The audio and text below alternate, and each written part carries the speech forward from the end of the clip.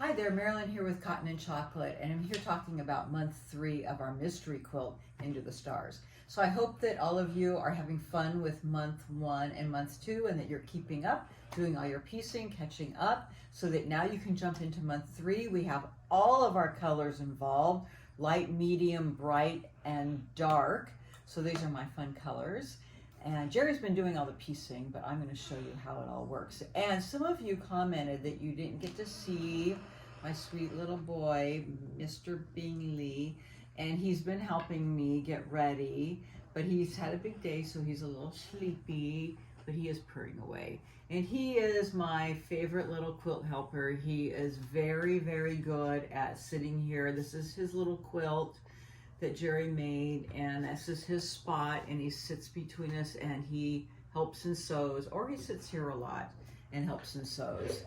He's not that little though, he is a big boy. What are you, Mr. B? Maybe 19, 20 pounds? So he's a big kitty, but he's a sweet boy. So anyways, he is here helping today. So moving right along, instructions, which of course you need. And so we are first making corner squares like you did in month 1. Okay, so the first thing that you do is you need 2 fabric B bright strips, 8.5-inch strips. Okay, so these are my brights right here, and you're going to cut them into 9 8.5-inch squares.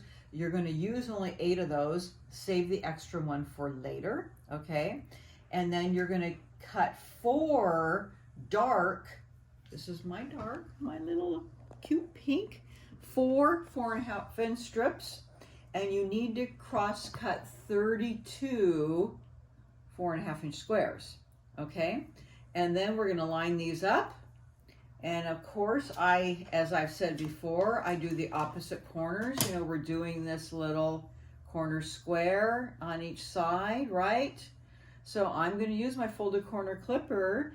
Now, if they aren't turning out correct for you, you know, you got to make sure you line these up even. I'm going to line this up at my 4.5-inch mark here. So I make sure that it's even all the way around. I hold that so it doesn't move. And I'm going to cut it across.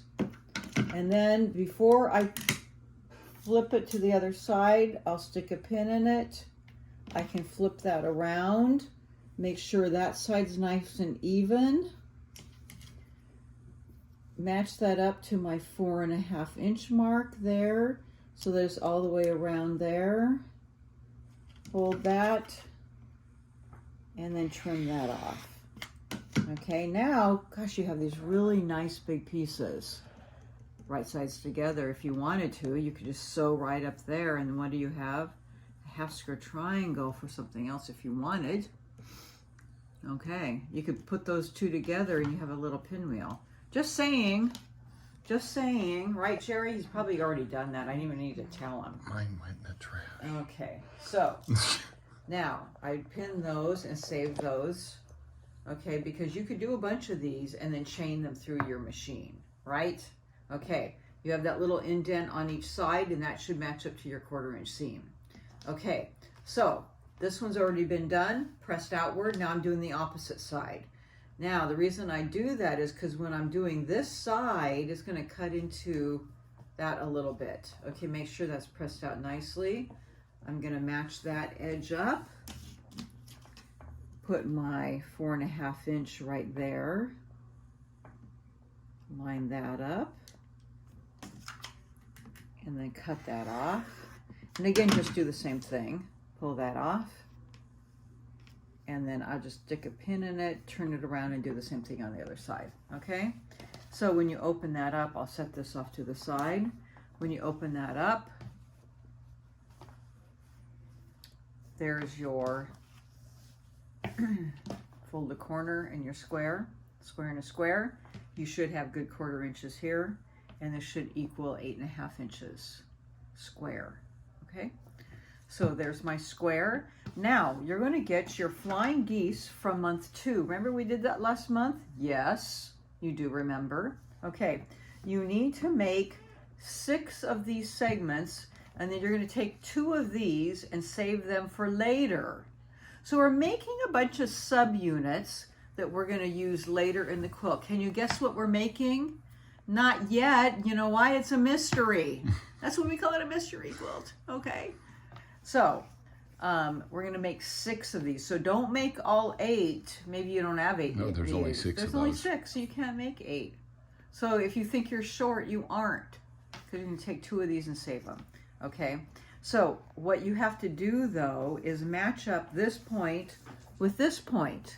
How does that work? Should I just slap it on here and close my eyes and sew it? No, because 50% of the time, I don't know if it's 50%, I'm making that up. Statistics show that generally, some of the time, it won't match up. How do I know that? Well, I've tried. I've been lazy. It doesn't always work. Once in a while it does. I don't know if it's 50%. How many times for you, Jerry? Ever? Probably not. No, because I learned how to precision piece. Because he learned how to piece because he listened.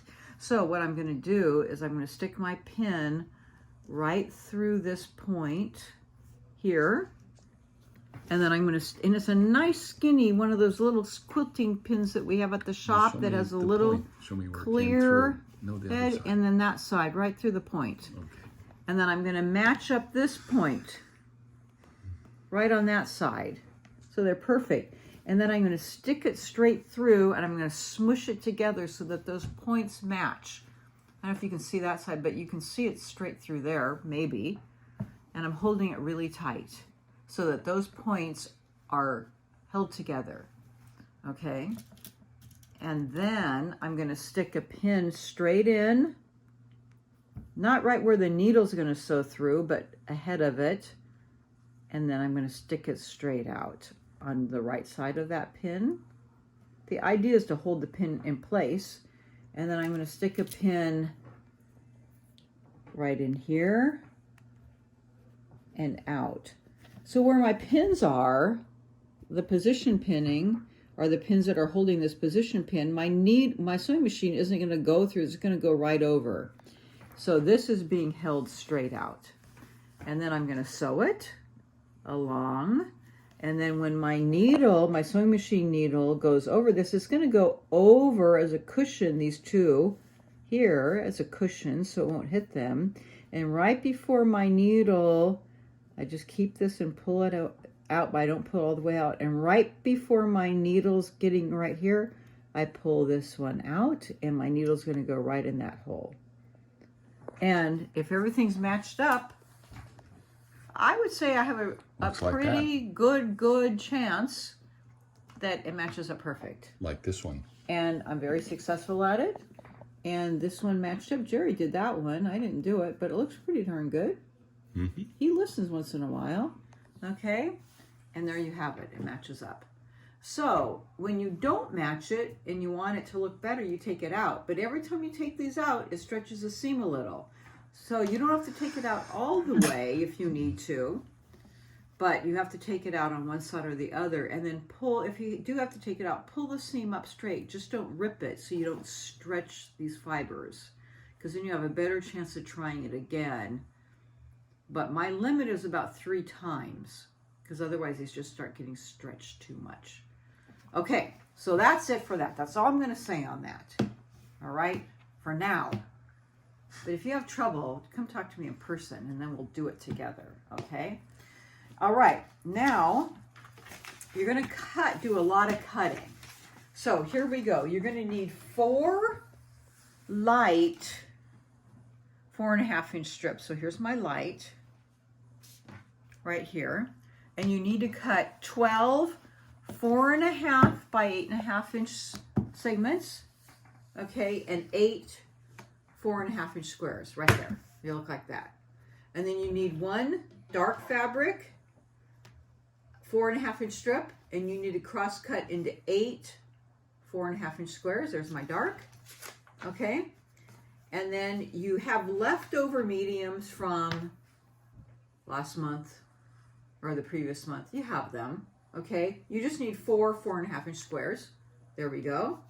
And then you need 3 bright 4.5-inch strips, and you need 24 bright 4.5-inch squares. Whew! Then you might have to take a break after all that cutting. Okay, go get yourself some chocolate, And then when you come back, you don't have to use all of these yet. You're going to have to save some of these. You only have to sew a few of them, so don't get all worried. They're for later. You'll take a few. All you need right now are the 4.5 by 8.5 inch lights and some of the darks. Okay, so you need four for one side and 4 for the other. 8 together. That's not so bad.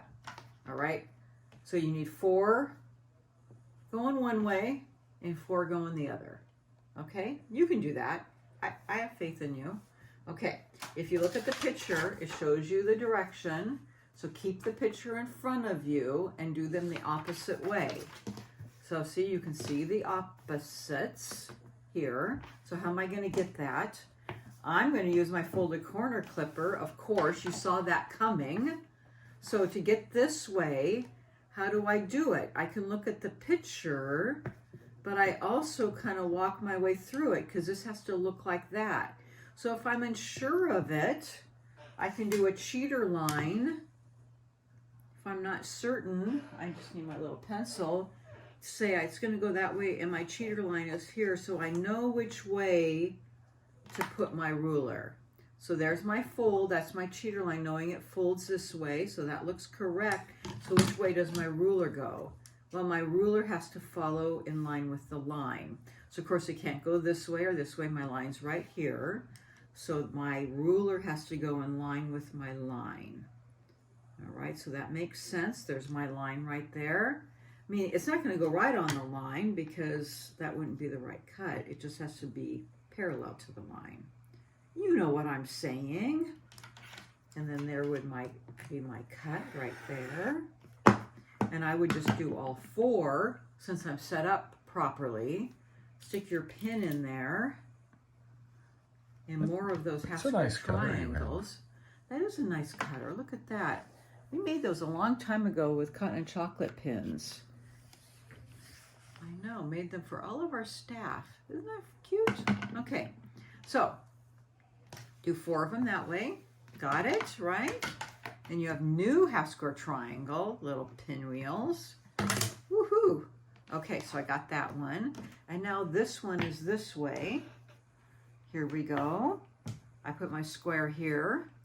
Okay, so this has to go this way. All right, so I'm going to make a little cheater line this direction here. Just say, okay, just put my pencil line so I know which way I have to be cutting. So of course I can't be cutting the same way. Well, it looks like my ruler has to go this way. My line's this direction. So my cut's a completely different way for these 4. All right, so it's this direction because my line is right here. I like that cheater line. And make sure that you're doing it the correct way. Do your cut. Put your pin in it to hold it in place. When they're real little ones, I don't put pins in them all the time. I can hold it in place, but when they're this big, it's nice to pin it. Okay, do 4 of them. It will open up and be in the correct direction. Okay, there you have it for month 3. Not so bad, pretty easy. You have a lot of cutting done for following months. So clip those together. They're very exciting to move into month 4. Looks like we have a lot of cutting done and ready to go. So have fun with it, and then we'll see you next month. Thanks so much.